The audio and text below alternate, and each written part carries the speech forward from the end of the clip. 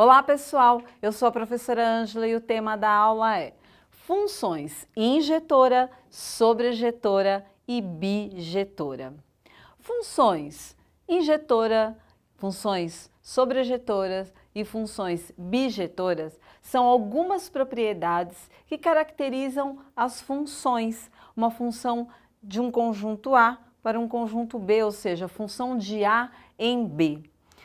Antes de nós falarmos sobre elas, vamos lembrar um pouquinho sobre o que é uma função. Quais são as características que uma função tem que ter para ser uma função? Observando aqui o nosso diagrama, nós temos o conjunto A e o conjunto B.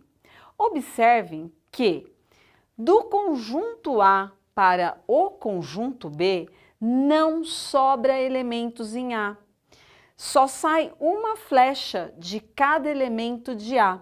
Então, observando aqui, olha, todos os elementos que estão aqui no conjunto A, eles têm um correspondente no conjunto B. Nesse conjunto A aqui, não sobra nenhum sem pelo menos um correspondente lá no B. Por isso que eu anotei aqui, olha. Só sai uma flecha de cada elemento. Então, de cada um dos elementos, eu só tenho um correspondente. Já aqui, no conjunto B, eu tenho elementos que sobram. Isso pode acontecer? Sim, isso pode acontecer.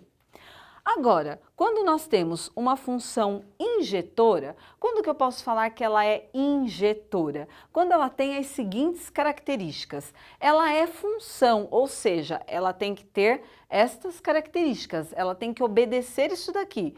Não sobrar elemento, percebam, não sobra elemento. Todos os elementos aqui estão associados a pelo menos um elemento lá do conjunto B.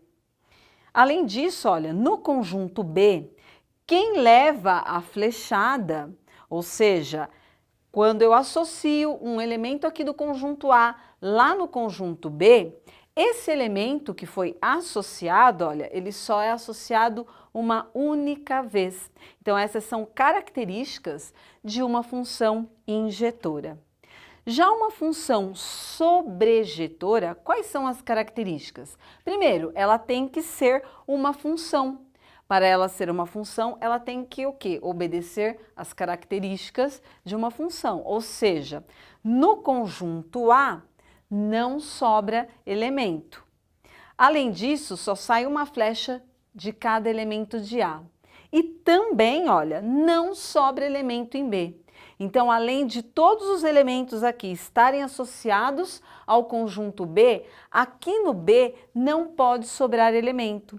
Olha, este elemento está associado a esse, esse a esse, esse a esse, esse a esse e esse a esse daqui. Mas não sobrou ninguém, como por exemplo aqui em cima, onde nós temos ali o 3, que ficou sozinho. Então, para ser sobrejetora, ela obedece essas características. Agora, quando nós temos uma função bijetora, quais são as características para que uma função seja bijetora? Ela tem que ser uma função, ou seja, todos os elementos de A aqui, olha, eles estão associados a alguém de B, não sobra elemento em A.